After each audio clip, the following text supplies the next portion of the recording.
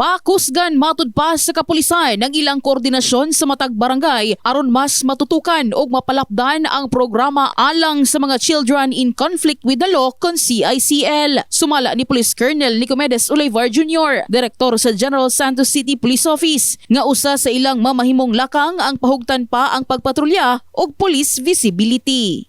Yes ma'am, ato ginang gi-situate nga atong roving patrol, atong night watch sa atong mga police.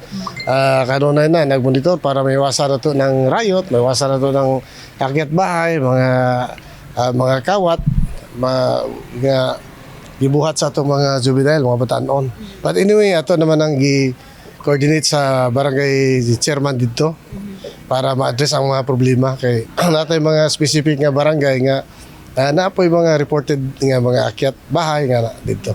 Usa sa mga insidente asa nalambigit ang mga minor de edad mao ang nahitabong pagpanransak ug pagpangawat sa barangay Kalumpang base sa gipagawas nga report sa Kalumpang Police Station kanitong nakalabay nga bulan. Una nang gibutyag ni Kapitan Arthur Ryan Dupalco nga sa kasamtangang bulan wala nay natalang insidente nga nalambigit ang ilang mga kabatan-unan, angay lamang matud pang gikan sa level sa barangay, hugot usab ang pakig-alayon sa mga purok officials. Tuwa gina-active na to ang mga purok officials maging magipag-coordinate sa barangay if ever na makita nga mga CICL walang ato ang ginatanaw gyud nga himuon sa ato ang pagresponde kung naay mga so far wala may sa CICL. Usa si Police Major Robert Forres, hepe sa Kalumpang Police Station, ang naghatag og tambag sa mga kabatan-unan. The kind of life that we live today is the result of the choices we made yesterday. So para sa mga CICL na nakikinig sa Brigada News TV, you have to shape your own future and destiny. Meron namang hindi nakapag-aral dyan na gumanda ang buhay, madiskarte sa buhay. Huwag natin na i-focus yung ating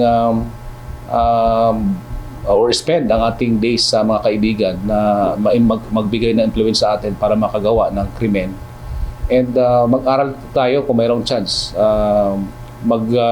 Self-supporting student kayo para matapos kayo balang araw at magkaroon kayo ng magandang kinabukasan. Kahibaluang dinhi sa Jansan, dili moubos sa pulo ka mga kaso ang natala asa nalambigit ng mga minor de edad o kasamtangang nakakustodiya sa Bahay Pag-asa sa Barangay Sinawal. In the heart of changing lives, kini si MJ Fernandez, Brigada News.